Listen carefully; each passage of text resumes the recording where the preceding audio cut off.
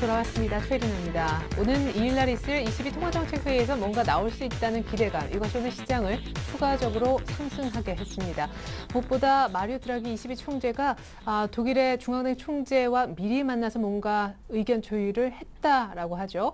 만약에 22통화정책회의에서 정말로 국채 매입에 플러스 3차 LTRO까지 나와준다면 시장은 대만족할 것 같습니다. 선반영이 약간 되는 분위기인데요. 외국인이 금요일만큼이나 오늘 현물 쪽에서 강한 매수를 보여줬고 선물 쪽은 소폭이지만 동반 매수를, 기관이 약간 소극적이었던 것 같은데 코스닥도 마감가까지 일단 플러스를 유지는 하는 것 같습니다. 삼성전자와 현대모비스, 이 밖에 낙폭 과대주 상승폭도 어느 정도 시장이 오르는 데 도움이 된 모습인데요. 정확한 종가 먼저 듣고 오겠습니다. 시황센터입니다. 마리오 드라기 유럽중앙은행 총재의 유로존 문제 해결 발언과 22 통화정책회의 등에 대한 기대가 커지면서 코스피 지수는 이틀 연속 개장 직후부터 큰 폭으로 뛰어올랐는데요. 오늘 지수는 강세로 장을 출발해서 모처럼 외국인과 기관이 쌍끌이 매수에 나서면서 20여일 만에 장중 1850선을 터치하기도 했습니다. 하지만 기관이 시장을 지키지 못하고 매도로 전환을 하면서 지수 소폭 밀려났는데요. 코스피 마감 지수입니다. 전거래일보다 0.8% 상승한 1843선에서 거래 마감했습니다. 오늘 코스피 시장에서는 외국인이 지난주 금요일에 이어서 오늘도 대량 매수세를 보였는데요. 개인이 이에 대응했지만 오늘 외국인은 현물을 4천억 원 넘게 매수했습니다. 이어서 코스닥 지수 확인해 보겠습니다. 코스닥 지수도 4흘째 상승세를 보였습니다. 오늘 지수는 개인 매수세에 힘입어서 갭상승 출발해 470선을 회복을 시도하기도 했는데요. 기관과 외국인의 매물 부담에 상승폭을 줄이고 제한적인 등락폭을 이어갔습니다. 오늘 코스닥 마감 지수입니다. 전거래일보다 0.16% 상승한 465선에서 거래 마감했습니다. 오늘 코스닥 시장에서는 외국인과 기관이 동반 매도했고요. 개인을 통해서는 140억 원 정도의 매수 물량을 기록했습니다. 이어서 환율 흐름 살펴보도록 하겠습니다. 환율은 유럽중앙은행과 FOMC의 통화정책회의를 앞두고 정책 기대감이 커지면서 4흘째 하락했는데요. 마감 환율입니다. 전거래일보다 70전 하락한 1137원 선에서 거래 마감했습니다. 이어서 코스피 시가총액 상위 종목 살펴보도록 하겠습니다. 삼성전자가 연일 급등세를 보였습니다. 3.41% 상승하면서 127만 5천 원의 종가 기록했네요. 현대차와 현대모비스도 오늘장 강세를 보였는데요. 현대차는 주당 4천 원씩 상승했고요. 현대모비스가 두 달여 만에 장중 30만 원대를 터치하기도 했는데요. 하반기 실적 기대감에 외국계 증권사를 통한 매수세가 오늘장 몰렸습니다. 오늘 4%대 상승세를 보이면서 29만 9천 원의 종가 기록했네요. 반면에 LG화학은 0.81% 하락하면서 30만 7천 원의 종가 기록했습니다. 현대중공업은 0.22% 상승하면서 21만 7천 원의 종가 기록했고요. 신한지주 2%대 상승세를 보였습니다. 오늘 SK하이닉스도 강보합권에서 상승장을 보인 반면에 한국전력 오늘장 0.97% 하락하면서 25,500원의 종가 기록했습니다. 이어서 코스닥 시가총액 상위 종목 살펴보도록 하겠습니다. 셀트리온이 상승 전환에 성공했습니다. 막판에 매수세가 몰렸는데요. 0.36% 오르면서 27,750원의 종가 기록했고요. 다음은 반면에 0.63% 하락세 서울반도체도 약보합권에서 거래 마감했습니다. 파라다이스가 3.81% 하락했고요. CJ올쇼핑 역시 주당 4,400원씩 하락하면서 18만 2,600원의 종가 기록했습니다. SM은 1.13% 상승했네요. 49,300원에 거래 마감했고요. 포스코 ICT 역시 1.52% 상승했습니다. 반면에 CJENM은 0.65% 하락하면서 22,950원에 종가 기록했습니다. 이어서 오늘의 특징 업종 및 테마 종목 살펴보도록 하겠습니다. 오늘 업종별로는 혼조세를 보였는데요. IT주가 실적 호조에 힘입어서 장 초반 강세를 보이다가 오늘장 업종별 혼조세로 마감을 했습니다. 하지만 삼성전자와 SK하이닉스가 상승장을 주도했는데요. 오늘 외국계 매수세가 강하게 유입이 됐죠. 삼성전자는 주당 4만 2천 원씩 상승하면서 127만 5천 원의 종가 기록했고요. SK하이닉스 역시 0.71% 상승했습니다. LG디스플레이와 LG이노텍도 강보합권에서 상승 마감했고요.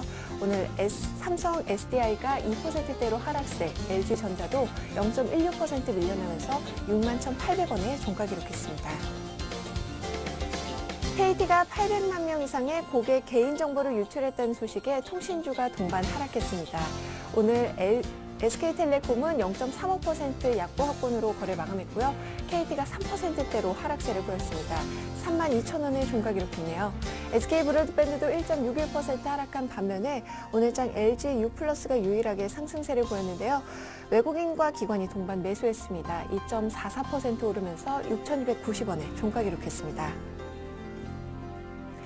손해보험주들이 자동차 보험료를 인하할 것이라는 소식에 하락했습니다. 오늘 손해보험주 먼저 살펴보겠습니다.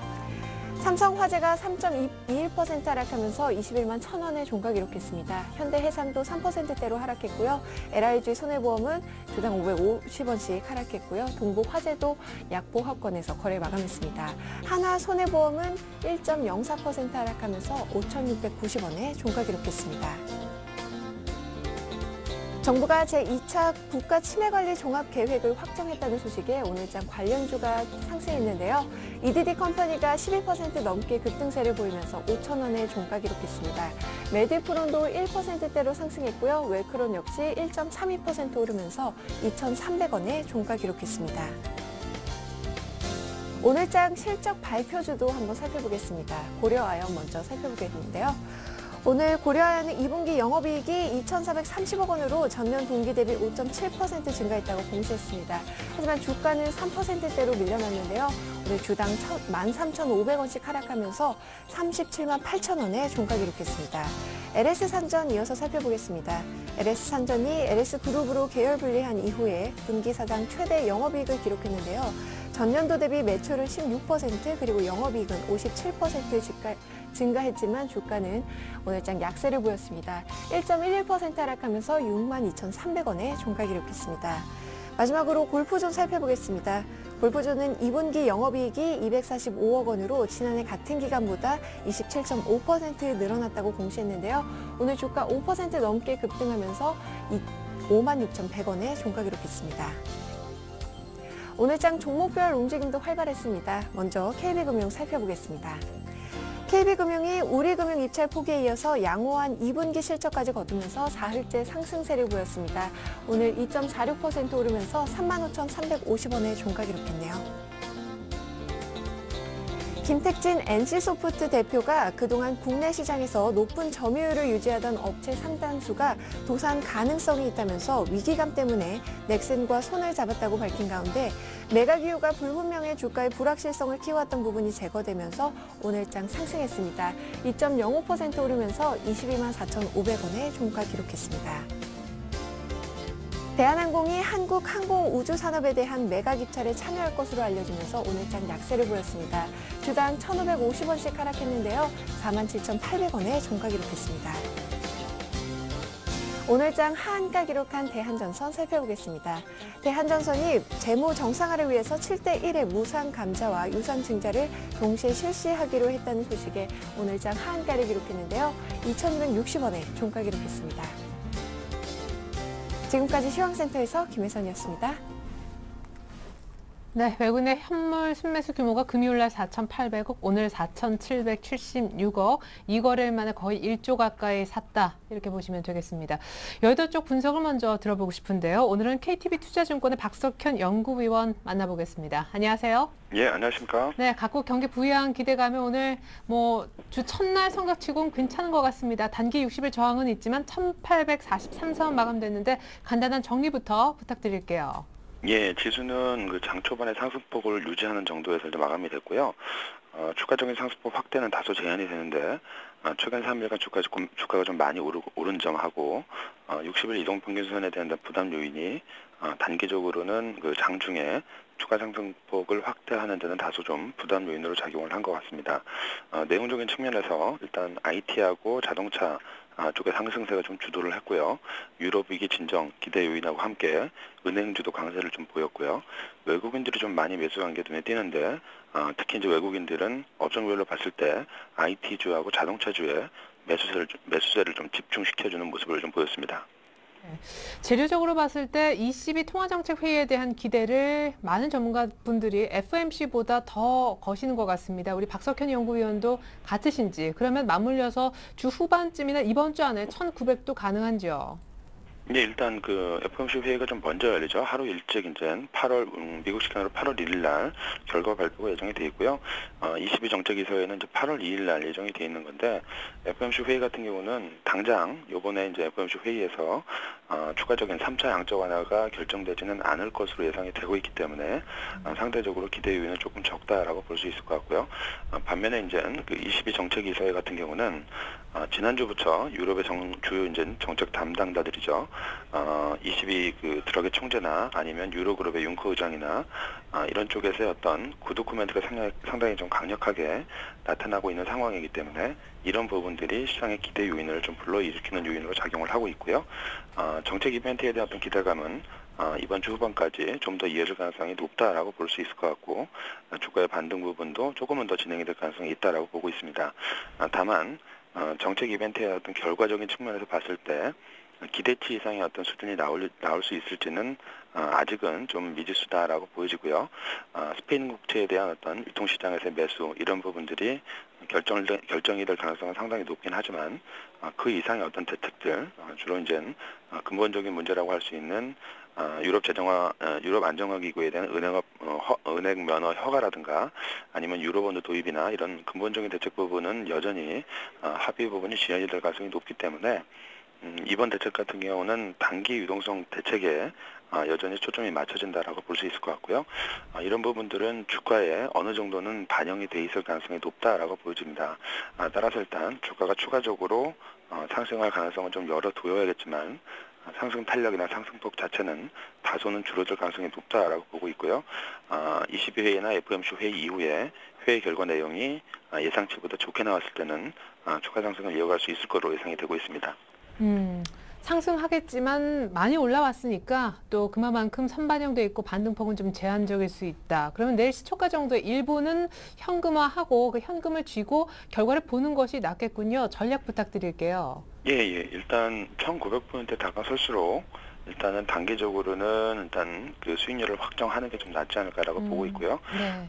그 이상으로 이제 주가가 올라가기 위해서는 정책 효과에 대한 어떤 그 결과물들이 지금 시장에서 예상하고 있는 부분들보다 더 많은 결과물들을 내놓을 수 있어야 되는데 그 부분에 대해서는 좀 약간 불확실하다라고 보여지고요.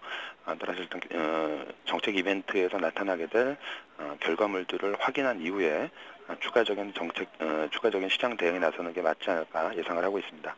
네, 아무도 결과를 미리 알 수는 없겠죠. 일부 현금화하는 것이 조금은 안전하겠다. 수익을 먼저 조금 챙겨가자라는 전략 들어봤습니다. 지금까지 KTB 투자증권 박석현 연구위원 전략 들어봤습니다. 도움 말씀 감사합니다. 예, 감사합니다. 네, 자 이번에는 직접 우리 전문가 두 분 모시고 얘기를 좀 나눠보겠습니다.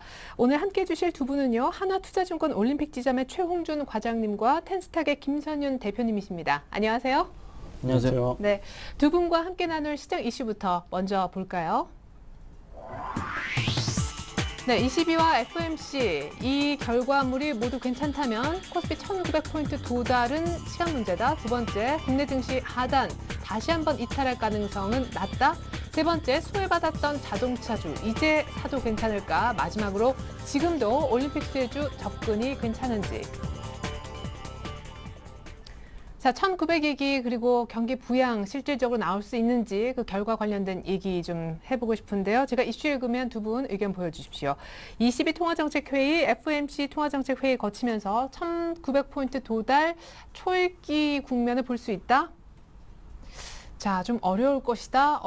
1900 뭐 비슷하게 가지 않을까. 좋습니다. 김선윤 대표님 얘기부터 좀 들어보고 싶은데 사실 좀 전에 연결했었던 박석현 애널리스트 같은 경우에도 딱 그 명확하게 얘기는 안 하셨지만 네. 반등폭은 제한적일 수 있다 얘기를 네. 하셨거든요. 그래서 제가 일단 뭐 결론부터 좀 말씀을 드리면은 1870에서 1900 정도 사이에서는 일단은 현금화 전략으로 가는 게 좀 맞다고 판단이 네. 됩니다. 그래서 일단 제가 보는 최고점 라인이 1900포인트이기 때문에 물론 이제 8월달 안을 제가 말씀드리는 거예요. 그래서 그때 중에 한 번쯤 8월달 안에는 제가 보는 가격대는 한 1800에서 1900 사이가 왔다 갔다 움직이지 않을까라는 좀 판단이 들고 있는데 그 이슈 자체를 좀 몇 가지 들어보자면 일단은 뭐 슈퍼마리오 불리고 있죠. 슈퍼마리오 드라기 총재가 굉장히 좀 양호한 발음을 해주면서 아무래도 다시 한번 장기 대출 프로그램이죠. LTRO에 대한 기대감을 한층 더 증폭을 시켜놨고, 그리고 또 하나 또 재정 위기 국가들에 대한 국채 매입 가능성을 한 번 더 보여줬습니다. 이렇다는 것은 지금 시장 상황에서 한 번 더 이제 미국에서 있을 FOMC 회의에 대한 그 기대감 자체가 22 유럽 총재, 드라기 총재의 의견을 따라서 비슷한 양상으로 흐를 가능성이 지금 굉장히 높은 상태입니다. 그렇다는 것은 일단 호재 자체가 22와 플러스 FOMC 더해서 1900포인트가 나올 가능성이 높다는 거죠. 그래서 제가 이렇게 말씀을 드리는 거고, 일단은 뭐 가능성이 일단 굉장히 높기 때문에 심리적으로도 일단 외국인들의 수급 상황을 보면 알 수 있는데, 오늘 같은 경우에도 외국인들이 굉장히 많은 양의 물량이 좀 들어와줬습니다. 어제 지난주와 더불어서 오늘까지 포함하자면은 거의 뭐 1조 가까이 지금 외국인이 순매수가 좀 들어와 줬기 때문에 이 점을 확인한다면 외국인들 일단 시장 상황을 조금 좀 긍정적으로 보고 있다는 거. 오늘 이제 코스피가 큰 폭의 오름세는 아니었지만서도 지난주와 같은 외국인의 매수세가 들어와 줬다는 거는 일단 외국인이 이번 주 장세를 굉장히 강하게 보고 있다는 겁니다. 그래서 가격대 자체가 포인트 자체가 1870에서 1900 최고가는 1900포인트까지도 한번 도달할 가능성이 있다는 거. 근데 무조건적인 1900포인트에서는 좀 장을 좀 대비할 필요가 있습니다. 그래서 한 절반 이상은 좀 현금화 전략으로 가시는 게 가장 바람직하지 않나 좀 말씀을 드리겠습니다. 자, 그리고 또 하나 제가 이렇게 좀 모두 긍정적인 말씀을 좀 드리고 있는데, 좀 부정적인 말씀을 또 하나 드리자면, 자, 유로 안정화기구가 이제 독일에서 태클에 들어와서 9월 초로 또 연기가 된 부분이 있습니다. 이렇다는 것은 일단 시장 상황의 흐름 자체가 긍정적이지만서도 일단은 확실한 대안이 있지만 확실한 대안이 정해진 건 아니기 때문에 그 점을 확인하신다면은 무조건 1870 이상으로 만약에 코스피 지수가 올라갈 때는 조금씩 좀 정리를 하시는 게 바람직하다고 말씀을 드립니다. 그래서 일단은 좀 정리를 해드리자면은, 일단은 미국의 2분기 지표 자체가 조금 좀 양호한 흐름 보여줬었고, 그 다음에 유럽 쪽에서 이슈 자체가 진짜 슈퍼마리오가 됐죠. 굉장히 양호한 흐름. 아무래도 좀 국채 매입 관련한 이슈들이 쏟아져 나올 가능성이 높고, 아무래도 국제 가격 자체가 다시 한번 또 안정화될 가능성이 굉장히 높습니다. 그리고 또 하나 FOMC 의장 회의에 대한 그 기대감 때문에 심리적으로 다시 한번 주가 반등폭이 이끌어질 것이 분명하기 때문에 외국인이 수급적으로 들어오는 겁니다. 그래서 이 점을 확인하시는 동안 꼭 놓치지 마시고 시장상에 대응하셔가지고 이번 주 장세는 제가 볼 때는 이번 주 안으로도 충분히 1870에서 80포인트는 가능하기 때문에 꼭 참고하시고 대응하셨으면 좋겠습니다. 네. 그와 반면에 최웅룡 과장님은 조금은 아까 이제 우리 박석현 애널리스트하고 의견이 좀 결과적으로는 비슷하신 것 같은데 왜 그렇습니까? 시장에 대한 흐름들이 뭐 시장의 예상에 대한 부분도 있었고, 이제 1800 한번 깨진 이후에 이런 기대감들이 좀 반영돼서 올랐던 측면들이 있거든요. 그리고 두 번째로는 이제 모든 업종에서 다 올랐던 부분이 아니고, 삼성 전에 제가 한번 말씀드렸듯이 외국인들이 포트폴리오 조정함에 따라서 뭐 삼성전자라든지 현대차 이런 시가총액 상위 기업 위주로 많이 올라갔습니다. 그렇기 때문에 지수가 올라가긴 했지만 전 종목 주가들이 다 올라간 게 아니기 때문에 지수가 약간 왜곡되어 있는 측면들도 있고요. 주가가 이렇게 올라가는 흐름들 봤을 때 이제 갭을 이렇게 띄우면서 올라갔을 경우는 그 갭을 메꾸는 과정도 필요하거든요. 네, 그러니까 뭐 1850 안착이 중요하다. 그 얘기가 거의 같은 얘기일 수도 있네요. 1850을 안착을 한다고 하면은 뭐 아까 김소연 대표님도 말씀하셨지만 뭐 1870, 80 정도까지는 갈 수 있을 거라 보고 있는데요. 이제 더 중요한 부분은 이제 시장에서 이제 8월 2일 날 20에서 회의 결과에 따라서는 흐름이 가장 중요한데, 거기서 예상하는 치가 어느 정도 나올지가 가장 중요한 부분입니다. 시장에서 예상하는 바는 20에서 금리 인하를 하고요. 그리고 국채에 매입하는 부분입니다. 이 두 가지 이슈가 다 충족돼야 시장에 더 빠질 수 있는 부분은 어느 정도 제한할 수 있고요. 그 이상이 나올 수 있는 부분이 뭐 3차 LTRO에 대한 부분이 있는데, 사실상 지금 현재로서는 3차 LTRO에 대한 가능성은 낮다고 보고 있습니다. 1차, 2차 LTRO에 대한 자금들도 한 절반 가까이 지금 현금으로 쌓여 있거든요. 그 자금들이 바로 풀어나지는 않았기 때문에 그런 부분도 있고, 아까 말씀하셨던 9월 이제 독일 합헌 그런 부분들이 미뤄졌던 부분들도 조금 됐던 부분이고요. 그러면 국채 매입 부분에 대해서는요. 이제 아까 뭐 슈퍼마리오 얘기하셨는데 마리오 드라기 22 총재가 독일 중앙은행 총재하고 만났다 그랬잖아요. 이 부분에 대한 얘기를 한 것 같은데 독일이 오케이를 해줄까요? 근데 지금 독일 현재 시장 컨센서스 상으로는 독일은 어느 정도 이제 부담을 하고 한다고 했는데, 그게 만약에 깨졌다고 하게 되면 시장이 다시 하락할 수 있는 부분들이 있습니다. 그러니까 시장의 컨센서스는 이제 금리 인하와 국채 매입이 어느 정도 같이 갖춰져야 뭐 그런 부분 잘 갖춰진 다음에 외로 1900이 갈 수 있는 부분들도 있고요. 근데 1900 가기 지금 현실적으로 바로 하기 힘든 그런 부분들은 현실적으로 이제 독일에 대한 그런 부분들이 깨질 수 있는 부분들도 있고요. 그리고 FOMC 회의 결과에 따라서는 뭐 과연 이제 기대감이나 그런 부분이 높지 않기 때문에 이제 관련 주가의 흐름들, 그때 회의 결과 나온 흐름들 보고 주가를 판단해도 되지 않을 거라고 보고 있고요. 그래서 또한 이제 8월 초 회의 이후에는 이제 8월 달에 이제 8월 말까지는 주가를 부양할 만한 특별한 모멘텀은 없습니다, 사실은. 예. 왜냐하면 뭐 특이한 뭐 이슈라든지 경기 부양에 대한 정책들이 많이 나오지 않기 때문에 오히려 뭐 미국이나 중국 이제 제조업 지수 같은 게 확정치가 나오게 되면 오히려 또 흔들릴 수 있는 부분들이 있다고 보고 있거든요. 그래서 주가가 지금 여기서 더 많이 빠진다는 부분들이 아니라 1900에 도달하기 위해서는 조금 더 주가가 수렴하는 과정이 좀 필요할 거라고 보고 있습니다. 그러면 이번 주 몇 포인트까지 갈까요? 라고 수많은 변수가 있는 이번 주 전망 좀 어려울까요? 한 1800 후반대 정도 조금 예상해 보시면 1800 후반대. 1900이 바로 안착하기에는 예. 그동안에 오른 부분들도 있기 때문에 네. 조금은 시기상조가 아닐까 네. 생각합니다. 좋습니다. 자, 원숭이도 가끔씩은 나무에서 떨어지죠. 우리가 시장 위쪽만 얘기하다 갑자기 시장이 좀 빠지면 당황하기 마련입니다. 이제 두 번째, 오히려 정반대로 뒤집어보는 얘기를 좀 하고 싶은데요. 국내 증시 하단 재이탈 가능성은 낮다? 자, 이제 빠지는 쪽의 가능성입니다. 이제 추가로 많이 빠지는 것은 가능성이 낮다. 가능성이 낮다. 이렇게 두 분 다 좀 긍정적으로 보시는 거죠, 결국. 최영종 과장님.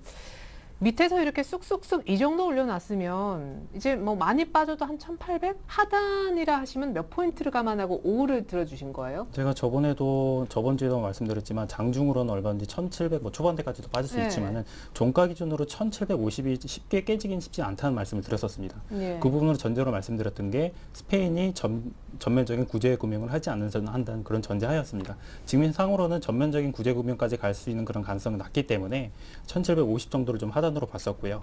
그리고 하단에 이렇게 내려감에 따라서 저번에도 말씀드렸지만 연기금이 계속 하단에 내려갈 때마다 매매 비중이 계속 늘어나고 있다는 측면들도 조금 시장에서 관심 있게 봐야 될 부분이고요. 그리고 지금 주가 흐름 보게 되면 과거에도 흐름을 보게 되시면 주가가 올랐다가 하락하고 나서 이제 향후 주가가 수렴하는 과정이 발생할 때 삼각제 수렴 패턴이라고 해서 점점 주가가 이제 잠깐 보시면 이렇게 모아졌다가 계속 이 박스권의 이런 하단 속에서 이제 그런 수렴하는 과정들이 이렇게 점차적으로 지금 그림을 제가 간단히 보내드렸었는데요. 점차적으로 이제 수렴한 폭이 점차 줄어들고 있는 상황입니다. 그래서 지금 이제 1750선이 일시적으로 내려가긴 했지만 이 부분은 일시적으로 이탈한 것으로 보고 있고요. 뭐 2008년도에도 삼각 수렴형 패턴이 나왔다가 일시적으로 이탈했지만 단기간에 회복을 했기 때문에 지금도 그런 흐름이나 좀 유사한 흐름이 가지 않을까 이렇게 좀 기술적으로 좀 생각을 하고 있고요. 하지만 아직까지도 이제 좁은 박스권을 돌파하는 모멘텀은 아직까지는 작기 때문에 아무래도 시장 이슈들 외국인들이 시가총액 상위 기업에서 다른 낙폭 가대주들 위주로도 계속 매수가 이어질지 여부는 아직까지는 불확실한 상황이기 때문에 그런 이슈들 같이 판단을 해야 아무래도 주가 상승 좀 폭이 높다고 보고 있고요. 그래서 지금 현재 시장에서 바라보는 관점에서 보자면 주가가 하단으로 강하게 또 내려가긴 쉽지는 않지만 1900선을 강하게 돌파하기는 쉽지는 않다. 그래서 좁은 박스권 건의에서 좀 더 수렴하는 과정들이 필요하고 한 1, 2 정도 지나야 그때 이후에 조금 더 상획적으로 잡던지 좀 방향을 잡지 않을까 이렇게 생각을 하고 있습니다. 예, 좋습니다. 사실 이렇게 성큼 올라온 것 같지만 크게 요 단기간 며칠 사이에 수익이 크게 나신 분들도 적지 않을까 생각이 듭니다. 정말 뭐 삼성전자 위주로 올랐기 때문에요. 제가 하나 궁금한 거는 이렇게 100포인트 정도 밑에서 급하게 올라왔을 때는 또 급하게 정말 100포인트를 뺄 수도 있는 건지 그렇게는 안 가죠? 네, 그렇게 안 간다고 일단 말씀을 드리겠는데 제가 코스피 주봉 차트를 좀 보여드릴게요. 네. 자, 코스피 주봉 차트인데 일단 이 주봉 차트가 자작년 이제 2010년부터 쭉 선을 그어 보여드리면은 일단은 이 기술적인 분석으로 말씀드리면 더 이상 빠질 수가 없는 그 모양을 지금 보여주고 있습니다. 정확하게 보여주고 있는데 지금 기술적으로도 일단은 이 부분에서 한번 크게 박스권을 한번 보여줬었고 다시 한번 저가 바닥을 찍고서 다시 한번 상승해주는 그 모양새를 정확하게 보여줍니다. 지금 딱 정확하게 3번을 3년 동안 3번을 보여주고 있는데 이런 이유로는 다시 한 번씩 언제나 이제 큰 상승을 한 번씩 보여줬기 때문에 이 상승폭이 지금 이어질 가능성이 굉장히 높습니다. 그렇다는 것은 지금 상승에는 오히려 주가 자체를 봤을 때는 이제 코스피 흐름 자체가 다시 한번 더 이상의 바닥, 저희가 바닥이라고 했던 얘기가 바로 1750, 1780 이제 PBR 1에 해당하는 가격대였는데 그 하락폭이 더 이상은 나오지 않을 가능성이 높기 때문에 더 이상 이제 바닥은 확인했다고 판단이 되고 있고 추가적인 상승이 가능하다고 판단이 되고 있습니다. 그래서 일단 코스피 일봉상으로 보면은 지금 코스피 차트 자체가 일단은 지난주 이제 1758, 올해 들어서 최저점이었던 1758을 찍고 다시 한번 상승해주는 모습을 보여줍니다. 그래서 일단 다시 한번 60일선 돌파해주고 그리고 다시 한번 120일선과 200일선을 좀 돌파해주는 그런 차트 모양을 그릴 가능성이 굉장히 높습니다. 이 가능성이 일단은 8월달 안에 올 가능성도 있는데 무조건적인 아까도 말씀드렸다시피 만약에 1900포인트까지 한번 상승해서 올라가 준다면 그때는 무조건적인 한번 매물대 저항선이 무조건 부딪히기 때문에 무조건 매도를 통해서 일단은 현금 보유하신 전략으로 가져가시고 추가적으로 만약에 좀 불안하시다 하실 경우에는 바로 이 부분 자, 1750 이상 뚫고 가는 부분에서 바로 이 한 번 더 돌파할 수 있는 그 가망성이 바로 FOMC 행위에 따른 그 심리적인 그 가능성이기 때문에 이 부분에서 한번 무조건적인 좀 매도를 통해 가지고 현금 보유를 하시는 전략으로 대응하신다면은 크게 무리 없이 좀 대응하지 않을까 좀 판단이 됩니다. 네, 이제는 종목 얘기 이어가 보겠습니다. 소외받던 자동차주, 오늘 모비스가 4% 이상 상승을 했는데요. 이제는 좀 담아볼까요? 자동차주 이제 슬슬 다시 한번 사볼까? 자동차주 사도 좋다고 하셨고 역시 같은 의견 주셨습니다. 김찬훈 대표님. 뭐 의외로 조금 실적 발표 전후에서 흔들려서 앞서 좀 많이 빠지면서 네. 실적이 괜찮은 차가 가격 메리트까지 생기게 된 거 아닌가?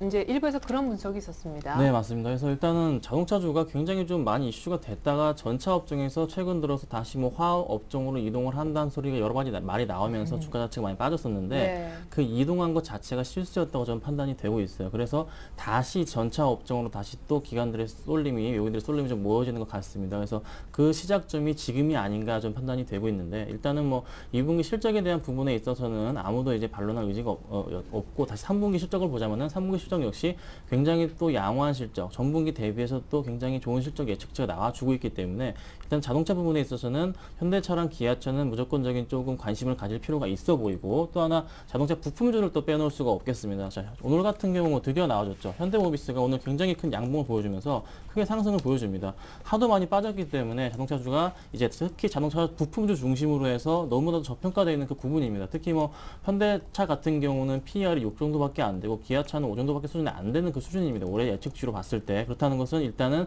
이 자동차 부품주에 있어서 자동차 완성차주에 있어서는 무조건적인 관심이 필요하지만서도 특히 자동차 그 부품주에 있어서는 너무나 소외받았기 때문에 이제는 자동차 부품주에 대한 관심을 좀 가질 필요가 있어 보이는데 지금 그 예로서 이제 오늘 같은 경우 드디어 현대모비스가 4% 가까이 좀 급등하는 모습을 보여주면서 이 시작의 신호탄이 되지 않았나 싶습니다. 그래서 일단은 단기 고점 부분이었던 단기 저항대 부분이었던 부분에서 지금 이제 오늘 좀 많이 싸워주고 있는데 이 부분을 만약에 내일까지 이번 주 내내 한번 돌파하고 올라가 준다면은 다시 한번 크게 단기 고점이었던 한 31만 원까지 한번 돌파 가능하고 나서 33만 원 정도까지도 한번 단기적으로 일단은 추세 상승 흐름 바꿔서 올라가지 않을까 판단이 됩니다. 자, 이제 봤을 때 외국인들의 흐름 역시도 굉장히 중요하게 봐야 되는데 오늘 일단 기관들과 외국인들의 수급이 오랜만에 이제 10만 주 이상이 나와줬습니다. 굉장히 오랜만에 좀 나와주는 이 흐름을 봤을 때는 특히 외국인이 이렇게 오랜만에 굉장히 지금 5일 연속 좀 순매수가 들어와주고 있다는 것은 이 종목에 대한 확신이 있다는 소리죠. 자, 3분기까지 일단 보시고 가져가시는 게 굉장히 바람직하다고 보여지고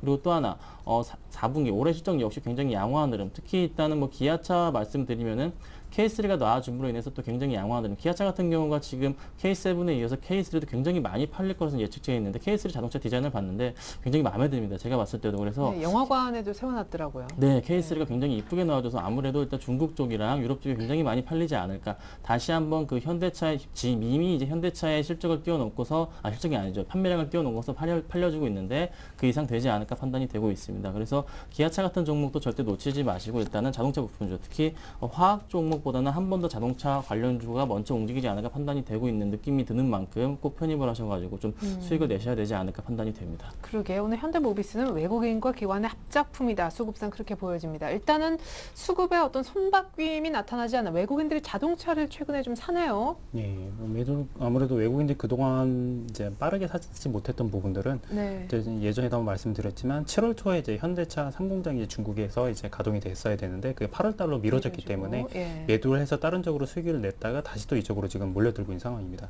그래서 지금 현대차 뭐 중국 상공장이 가동되게 되면 지금 현재 현대차 상공장이 한 연간 한 40만 대 정도 생산을 할 수 있기 때문에 기존에 60만 대 합하면 한 1000만 대, 100만 대 정도의 생산을 하게 되거든요. 근데 지금 해외 시장 공장에서 지금 가동률이 현재 100%가 넘어가서 지금 현재 생산량도 지금 못 맞추고 있는 상황이기 때문에 관련주들이 이슈에 든 종목들이 조금 이득을 볼 수 있는 부분들이 있습니다. 하지만 지금 현재 흐름 보게 되시면 지금 현대차나 기아차 같은 완성차 업체들은 조금 미리 좀 움직였거든요. 그래서 이런 뭐 완성차 업체들이 꺾인다는 그런 측면들이 아니고 향후 올라갔을 때는 조금 상승폭은 조금 둔화될 가능성이 있다. 그래서 오늘도 보시면 현대모비스가 자동차 부품주 중에서는 유일하게 많이 올라갔었는데요. 자동차 부품주들도 흐름 보게 되면 현대모비스가 한번 상승을 하고 나면 다른 중소형 이제 부품주들도 같이 상승한 흐름들이 있기 때문에 뭐 예전에 한 차례 많이 올랐던 뭐 성화이텍이라든지 뭐 평화정보 이런 업종들도 지금 많이 빠져 있거든요. 또 SL 같은 그런 종목들 많이 빠져 있기 때문에 그런 종목들도 뭐 탄력적으로 접근하신다고 하시면 그쪽으로 접근도 바람직해 보이고요. 안전하게 접근하신다고 하시면은 그래도 완성차 위주 일부 포트 담아보시는 보시는 게 좀 바람직할 것 같고요. 네. 향후 실적에 대한 부분들도 하향치보다는 이제 상향 조정되는 그런 측면도 있기 때문에 현대차에 대한 부분도 있지만 기아차가 향후 이제 신차나 그런 부분이 계속 발행을 할 수 있는 부분들이 있기 때문에 현대차보다는 기아차가 또 그런 수급이나 그런 측면에서는 좀 더 긍정적으로 보고 있는 상황입니다. 네, 그렇습니다. 그러면 오늘 당장 좀 많이 오른 현대모비스는 아까 뭐 31만 원 단기로 뭐 그 이상 33만 원까지도 얘기를 하셨는데 역시 좀 수급이 오늘 심상치는 않잖아요. 예. 향후 단기 주가 전망을 좀 가격적인 측면으로. 현대모비스. 네, 오늘 워낙 많이 올라서 지금까지 그렇게 소외받다가 근데 아직까지 이제 매물 차트를 잠깐 보면요. 현대모비스 네. 잠깐 차트를 볼게요.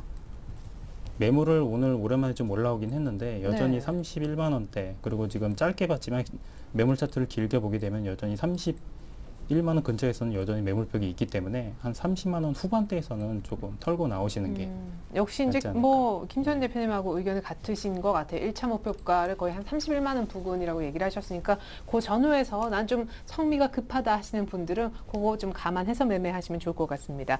자, 마지막 이슈예요. 지금도 올림픽이 이미 개막을 했죠. 올림픽 수혜주 접근 괜찮은가요? 지금 올림픽 수혜주 사면 안 된다라는 의견이시네요. 자, 최영종 과장님, 올림픽이 있기 글쎄요, D-100부터 30일부터 아무튼 여러 각도로 해서 뭐 시장도 어렵고 해서 게임, 뭐 홈쇼핑, 방송 여러 각도에서 이 수혜주 얘기가 있었었거든요. 근데 하지만 뭐 이미 올림픽 이전에 수혜주 관련들 나왔던 종목도 올라갔던 부분이고요. 네. 근데 공교롭게도 그 올림픽 수혜주들 중에서도 실적이 가시화가 되지 않는 기업들은 결국은 다 빠졌습니다. 아, 그러니까 실적이 가시화되지 않은 기업들이 오히려 빠질 수 있는 요인들이 올림픽 요인 때문에 저가를 안 깨고 이제 버텼던 그런 부분들이 있거든요. 억지로 가다가 예, 그냥. 뭐 네오에이지 인터넷이라든지 네오에이지 게임즈 같은 경우는 더 빠지시는 부분들이 있었는데 네. 오히려 올림픽 때문에 버텼던 그런 부분도 있고요. 그럼 과거 사례 보시면 이제 뭐 올림픽이라든지 이런 특별한 이제 이슈가 있을 경우에 코스피 지수와도 상관관계가 상당히 낮았습니다. 그래서 지금 빠져서 올라옴에도 불구하고 오늘도 보시면 제일기획 같은 경우도 올림픽 관련 이슈로 해서 좀 긍정적인 요인이 될 수 있는 종목으로 봤는데 상승폭은 좀 제한되고 있거든요. 오히려 이제 올림픽 이후의 주가 흐름 보고 실질적으로 주가에 어느 정도 영향을 주는 그런 실적이 가시화되는 기업 위주로 접근해야지 지금 뭐 올림픽과 관련해서 뭐 지수나 뭐 특정 업종의 수혜를 감안해서 뭐 광고 방송, 인터넷 게임 업종 그냥 무작정 접근하시는 건 오히려 위험할 부분들이 있고요. 그러면 지금 나름 샀는데 그냥 소위 물렸다 하시는 분들은 올림픽은 지금 진행 중이고. 예, 오히려 이제 올림픽 이후에 이제 매도 관점에서 접근하시는 부분이 오히려 바람직해 보이고요. 지금 단계에서 뭐 손절이나 바로 권하기는 왜냐하면 지금 시점에서는 올림픽 관련주들은 거래가 지금 확 줄어 있는 상황이거든요. 미리 올림픽 전에 이슈가 돼서 올라갔다가 지금 좀 소강 상태에 있는 상황이고요. 올림픽이 지난 시점에서 그 상황에서도 좀 힘이 약하다 싶으시면 물리신 분들은 과감하게 좀 손절 치고 나오시는 게 낫지 않을까 싶습니다. 네, 그래도 4년 만에 전 세계가 함께 즐기는 그 스포츠 이벤트여서 요거 한번 편승 좀 해보려고 했다가 아이고 이게 참 무슨 수혜주에서 그걸로 수익 내기는 더 어려운 것 같아요. 네, 그래서 이 얘기를 한번 드릴게요. 자, 이 베이징 올림픽 때 올림픽 수혜주로 돈 재미 보신 분이 있을까라는 의문이 듭니다. 제가 무슨 말씀을 드리겠는데 올림픽 수혜주라고 했을 때는 뭐 우리나라에서 한번 말씀을 드리면 평창 올림픽 수혜주로 해가지고 굉장히 많은 종목들이 상승을 했었죠. 이제 그건 이제 과감하게 그쪽에 투자가 들어가는 회사들이었기 때문에 어느 정도 그래도 수혜가 예상이 돼서 그랬던 거지. 일단은 런던 올림픽이나 이쪽 관련해서 뭐 베이징 올림픽, 올림픽 관련해서 해외에서 하는 올림픽 관련해서 수혜주들을 찾기란 솔직히 제가 말씀드릴 수 있는 없다고 판단이 됩니다. 그래서 몇 가지 종목을 말씀을 드리면 그나마 좀 방송 쪽이나 인터넷 컨텐츠들이 그나마 좀 수익이 나지 않을까 좀 판단이 되고 있는데 제가 볼 때는 오히려 그쪽 관련한 종목들도 이미 뭐 재미가 없어요. 지금 봤을 때 뭐 SBS도 뭐 NHN이나 다 재미가 없는 그런 차트 보여줍니다. 그래서 SBS 같은 경우도 런던 올림픽 이후부터 계속적으로 한다고 했지만서도 계속 빠지는 흐름, 뭐 오르지도 않고 그 흐름 계속 보여주고 있고 또 하나 뭐 말씀드리면은 제일기획 그나마 좀 제일기획이 아무래도 광고로 인한 수혜로 인해서 조금 상승폭이 이어지지 않을까 하지만서도 아직까지 그래도 단기 고점에도 2만 원도 아직 못 넘어가고 있는 19,000원에서 아직까지 헤매고 있는 그런 차트 모양을 보여줍니다. 그래도 지금 상황으로는 그나마 좀 양호한으로 보여주는 게 제일기획이지 않나 그 판단이 좀 되고 있습니다. 그래서 올림픽 수혜주 지금 뭐 다들 올림픽 수혜주 찾고 계시지 않을 것 같아요. 제가 볼 때는 아무래도 다른 쪽으로 좀 관심을 가실 것 같은데 올림픽 수혜주를 좀 찾으시는 것보다는 오히려 지금 8월 달부터 해서 코스닥이나 코스피 기업들 중에서 지금 실적 발표를 앞두고 있는 기업들이 굉장히 많습니다. 그래서 예측치를 많이 나와주고 있는데 그 예측치를 확인하신 이후에 그 회사들에 한번 전화를 해보셔가지고 실질적으로 이만큼 나오는지 한번 확인을 해보신 다음에 그런 종목에 오히려 투자를 하시는 게 현실적으로 더 낫지 않을까 좀 판단이 되고 있습니다. 그래서 일단은 제가 추천드릴 수 있는 있는 종목군들을 말씀드리면은 올림픽 수혜주보다는 좀 실적주 중심으로 한 종목들 중에서 그나마 좀 제가 볼 때는 단기적으로 봤을 때 FOMC 회의가 기대감이 있기 때문에 은행주가 좀 낫지 않을까 좀 판단이 되고 있고, 은행주 중심으로 해서 아무래도 KB금이 가장 낫지 않나 그런 말씀을 좀 드리고, 그리고 또 하나 말씀을 드리는 건 자동차 부품주 중에서도 실적주 중심으로 한 종목들 꼭 편입하시길 좀 말씀드리겠습니다. 네, 다시 한번 시장 뷰하고 전략 세울 수 있는 시간 곧바로 드리겠습니다. 이렇게 해서 두 분의 전문가와 함께 현 시장 공감대 짚어봤습니다.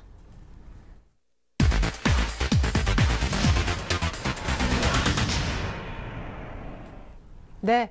자, 해결의 키 시간 가져보겠는데 정책 기대감은 1840까지는 왔습니다. 오늘 밤에 제가 체크해보니까 미국 쪽에 뭐 주요 지표라든가 기업의 어닝 쪽은 뭐 이제 좀 조용하다 싶은데 유럽에 뭐 특별한 이슈가 없다면 내일은 그냥 좀 조용할까요? 네, 거의 그냥 이 수준이 아닐까라고 좀 판단이 되고 있어요. 네. 그래서 아무래도 뭐 외국인들의 수급이 좀 들어와 주긴 했는데 지금 이틀 가까이 거의 1조 가까이 매수세가 좀 들어와 줬는데 내일도 아무래도 소폭의 좀 매수세가 좀 들어와 주지 않을까라 판단이 되고 있습니다. 이제 한번 올려주고 팔아 먹어야 되니까 좀 매수세가 좀 들어와 주지 않을까 좀 판단이 되고 있어요. 그래서 그 점을 좀 참고하시면 좋겠고, 네. 지금 기관들의 수급 자체도 좀 며칠째 굉장히 좀 양호한 흐름을 좀 보여줍니다. 하지만 기관들은 또 언제든지 빠져나갈 수 있기 때문에 기관들이 아무래도 그 전반적으로 매수세가 들어오는 종목들은 좀 정해져 있습니다. 바로 이제 전체 업종으로 요즘 쏠려 있기 때문에 그쪽 따라서 같이 매수를 하시면 좀 좋겠지만서도 만약에 실적이 좋다는 기업들도 기관들이 매도세가 나오는 종목들은 과감히 같이 따라서 좀 매도를 하시는 전략으로 좀 가시면 좋겠습니다. 지금 상황이 여타 어떻게 될지 어떻게 바뀔지 지금 모르기 때문에 일단은 제가 말씀드렸습니다. 1870에서 1880 정도가 만약에 넘어간다. 이번 주 초중에 뭐 화요일은 수요일째 넘어간다 싶으면 그때는 과감하게 좀 물량을 한 절반 정도 줄이셔서 수익 실현 좀 하시고 난 후에 후위를 좀 도모하셨으면 좋겠습니다. 네. 자, 이번 주는 그리고 뭐니 해도 달력을 안 볼 수가 없습니다. FOMC 회의가 언제부터더라? 22가 언제부터지? 이렇게 자꾸 보게 되는데 그 결과도 봐야 되지만 무엇보다 이제 뭐 수급도 얘기를 하셨는데 외국인이 이 정도 샀으면 이제 사내마네보다는 뭘 사냐? 아까 얘기하셨잖아요. 대형주만 사는 것에서 낙폭과대주를 사줄 것인가? 외국인들이. 지금 현재 이제 시장에서 이제 이틀 동안 이제 올라갔던 부분들을 보면 시가총액 상위 기업 위주로 많이 샀기 때문에 네. 그 부분이 이제 주가가 안착을 해서 올라가려고 하면은 다른 낙폭과대주 또 실적이 가시하는 기업 위주로 이제 매수세가 좀 옮겨가야 됩니다. 안 그러게 되면 이제 삼성전자 일시적으로 가격 올려놨다가 뭐 자기들이 포트폴리오 조정한다고 뺄 수도 있는 부분이거든요. 그래서 그런 부분들이 있기 때문에 다른 업종 위주로 조금 매수세가 들어갈 수 있는 부분. 그래서 내일이 거래가 좀 한산하긴 하겠지만 뭐 낙폭 다른 업종 위주로 조금 분산이 될지. 그러면 삼성전자를 필두로 하는 건 IT 관련 뭐 다른 부품주들 위주로 좀 갈 수 있지 여부를 좀 봐야 될 것 같고요. 뭐 회의 결과에 대해서는 시장에서 예상하는 부분들이 있기 때문에 그 예상치 이상 나온 부분들이 있을지 좀 봐야 될 것 같고요. 네. 솔직히 지금 FOMC 회의에서 나온 부분들에서는 기대감이 많지는 않기 때문에 그렇죠. 오히려 깜짝 어떤 부분이 나온다고 하면은 뭐 지준율 인하라든지 뭐 또 양적 완화에 대한 뭐 언급이 있게 되면은 그런 부분들도 시장적인 긍정적으로 좀 작용을 할 것 같습니다. 그래서 여전히 뭐 외국인 매수가 재개되긴 했지만은 외국인들이 이틀 동안에 많이 매수한 부분들이 있기 때문에 지속 여부는 뭐 환율 흐름 지금 안정되긴 했지만 향후에도 계속 환율 흐름이 계속 안정적으로 찾아갈지 그런 부분 봐야 될 것 같고요. 여전히 좁은 범위 내에서 박스권 흐름을 보고 이제 접근하신다고 하시면 1800 오늘도 한 43 정도 됐었는데 1800 후반선에서는 조금 매도를 하시고요. 뭐 1800 초반에서 매수하신 조금 이제 좁은 박스권 범위 내에서 시장을 대응하는 그런 관점으로 좀 접근을 해야 될 것 같습니다. 네, 외국인 중심으로 봤을 때 업종별 매기 확선이 내일 좀 조용하지만 업종별로 일어나는지 좀 살펴보시면 좋을 것 같습니다. 자, 이렇게 해서 두 분의 전문가와 함께 저희가 시장 공감대 그리고 내일장 해결의 키까지는 이어가 봤습니다.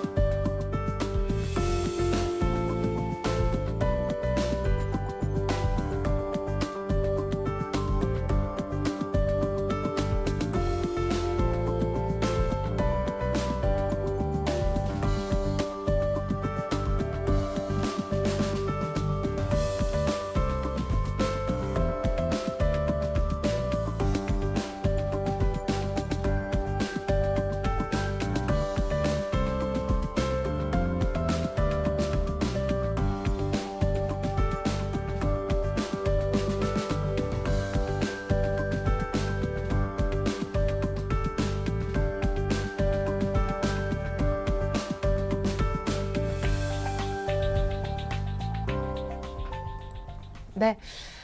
이번 시즌 수익률 펀치 시간입니다. 지난주에 우리 최영중 과장님이 언급했었던 종목 일주일간 수익률을 좀 봤는데요. 아하, 게임빌. 오늘 보니까 포브스에서 선정한 아시아 200대 기업 중에 하나로 선정이 됐던데 예. 막판에 오히려 주가는 좀 빠졌어요. 지금 이게 주가가 이제 게임 관련 모바일 게임주들이 전반적으로 좀 흐름이 약했던 부분이요. 예. 저도 한 이틀 전까지만 해도 다시 상승적으로 가다듬는 흐름이었는데 차라리 컴투스 살 걸. 근데 컴투스도 지금 차트상으로 지금 내려와 있는 상황입니다. 그래요. 향후 지금 시점에서 빠질 수 있는 가능성은 컴투스가 조금 더 크다고 보고 있고요.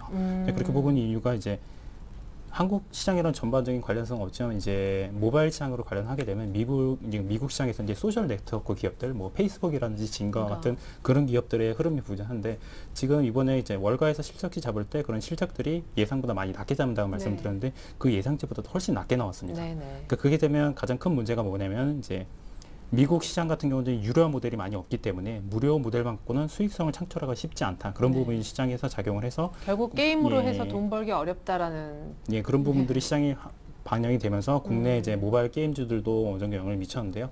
하여튼 지금 국내 이제 모바일 게임 업체들 같은 경우는 무료 게임을 통해서 유료화 전환을 통해서 수익성을 창출하는 그런 부분이 끊임없이 발생을 하고 있거든요. 네. 컴투스나 게임빌 같은 경우도 그런 부분이 발생하기 때문에 아직까지 흐름이 완전히 꺾였다고 보기는 뭐 하지만은 이제 미국 시장 흐름들이 있기 때문에 신규 매수는 좀 지양하시고 기존에 포트 담아고 가시면 그런 포트만 일부 남아주시고 좀 올라오셨을 때는 좀 수익 출하는 방향으로 접근하셔야 될 것 같습니다. 그러면 게임빌 우리 최용종 과장님 말씀 듣고 사신 분들은 목표가를 88,000원 말고 조금 높지 않을까 해서. 네, 8만 원 선이면 이제 전에 보시면은 한 8만 한 3,000원, 2,000원 그 정도면 저 박스권 상단에 있다 그때는 다시 빠져나오시는 게 나을 것 같습니다. 네, 좋습니다. 게임빌 단기 목표가로 8만 2,3,000원 얘기를 좀 들어봤습니다.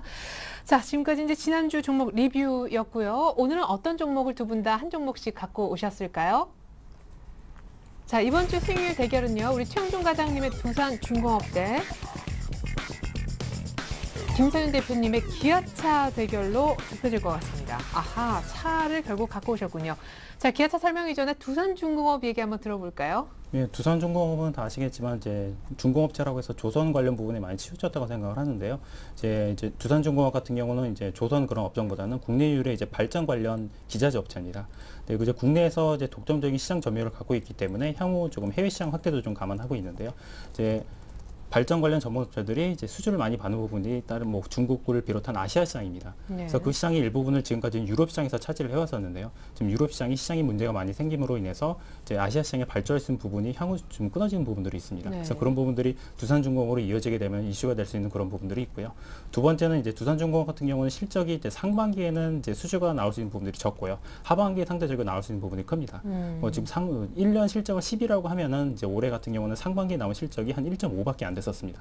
통상적으로는 한 2에서 3 정도는 이제 수주로 발생했었는데 그런 부분이 적게 나온 부분들이 예상이 되면서 어느 정도 주가도 그런 부분을 반영했고요. 일단 2분기 실적은 괜찮았잖아요. 예, 그렇죠? 실적이 양호했던 부분들이 있고 다른 업체들 위해서 이제 하반기 수주가 많이 몰리는 측면들이 있기 때문에 두산중공업 좀 긍정적으로 봐줘야 될 것 같고요. 지금 가장 중요해 보는 게 수급입니다. 수급 흐름 잠깐 보시면 네. 두산중공업 같은 경우 기관들이 지금 꾸준히 매수를 들어오고 있고요. 그래서 오늘까지 치면은 연기금 같은 경우는 지금 8일 연속 매수 들어가고 있습니다.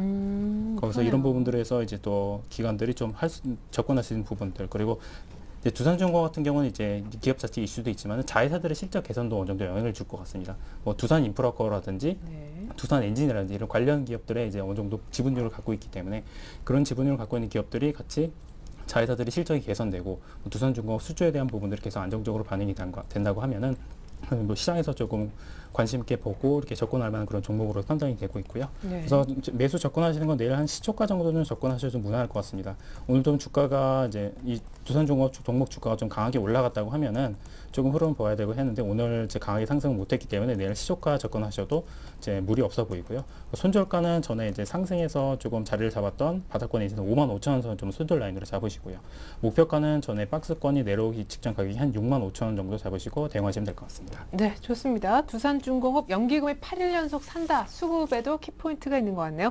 자, 기아차 오늘 현대차 모비스 많이 올랐는데 기아차는 그냥 조용했어요. 네, 그렇죠. 근데 제가 지난주 안 나왔었는데 지난주 가져온 종목 잠깐 말씀드리고 넘어갈게요. 자, 대우 인터내셔널 제가 말씀드렸는데 지금 수익률이 7%입니다. 7% 났는데 일단 이 종목 오늘 매도하도록 하겠습니다. 다른 건 아니고 기관들이 매도가 소폭 나왔습니다. 일단 기관들이 매도가 나오는 것으로 확인이 됐고 외국인이 들어오긴 했지만 외국인 일단 밀크 못 되고 이 종목은 기관들이 매도세 놔줬기 때문에 일단은 이 종목 정리하도록 하겠습니다. 그래서 7% 수익 실현하시고 넘어가시면 될 것 같고요. 그리고 기아차 말씀을 좀 드리면은 자, 기아차 같은 경우는 일단은 기본적으로 실적 자체 부분에서 문제가 안 되는 부분이라고 아까도 말씀을 드렸고 이제 시장의 수급 상황이 전차 공단으로 다시 한번 돌아왔습니다. 그래서 기아차가 큰 폭의 상승을 가져올 가능성이 굉장히 높은 자리에 있습니다. 그래서 오늘 같은 경우도 현대차 같은 경우가 큰 폭의 좀 상승을 보여줬는데 기아차가 지금 못 가졌단 말이죠. 그래서 내일 같은 경우에는 기아차가 다시 한번 현대차를 따라갈 수 있는 그 가망성이 높은 자리, 그 자리에 있다는 것을 또 확인하신다면은 기아차 같은 경우는 좀 적극적인 매수가 좀 필요하다고 판단이 됩니다. 자, 기본적으로 K7에 이어서 K9에 이어서 그다음 K3까지 나와줌으로 인해서 완벽하게 지금 딱 자리가 잡혔습니다. 그래서 K3에 대한 그 기대감, 그걸 확인하신다면은 기아차에 대한 적극적인 매수, 현대차에 비해서 그 판매량 자체가 월등하게 많이 늘어나고 있다는 것을 확인하신다면은 기아차 시초가로서 내일 꼭 담으시고 목표가는 일단은 단기적인 접근이 필요합니다. 그래서 8만 원, 단기 고점 부분이었던 8만 원에 딱 무조건 매도하신 전략으로 가시고 만약에 좀 불안하다 싶으시면은 손절가는 제가 7만 2천 원 잡고 좀 대응하시면 되지 않을까 판단이 되고 있습니다. 네, 좋습니다. 이상으로 두산중공업과 기아차 가격 설명까지 모두 들어봤습니다. 다시 한번 정리해서 보여드릴까요? 자, 이번 주는 두산중공업 대 기아차 간의 수익률 대결을 펼치게 되겠습니다.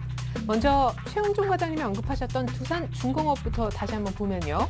상반기보다 하반기 수주가 더 기대되는 특성을 갖고 있고 2분기 실적은 이미 괜찮은 상황입니다. 연기금이 오늘까지 8일 연속 꾸준하게 사주는 수급이 굉장히 좋은 종목. 어느 정도까지 올라왔는데요. 내일 시초가 매수 목표가는 65,000원, 손절가는 화면에 보여지는 대로입니다. 자, 계속해서 기아차를 보면요. 든든한 실적에다가 수급 개선 기대감도 있는데요. K9, K3 또 신차 효과도 기대가 됩니다. 일단 단기적으로 목표가를 8만 원 불러주셨고요. 오늘 좀 조용했지만 내일 키 맞추기를 기대한다 하셨습니다. 손절 가격은 72,000원. 내일 역시 시초에 들어가 보시면 좋을 것 같습니다. 네, 두산중공업 대 기아차 두 분 수익률 대결 결과는 다음 주 이 시간에 나옵니다. 두 분 오늘 좋은 말씀 잘 들었습니다. 감사합니다. 네, 저희 설현재TV를요, KT 올레 IPTV에서도 보실 수가 있습니다. 실속형 이상에서만 가능한데 채널번호는 184번이라고 하네요. 전 내일 다시 뵙겠습니다. 고맙습니다.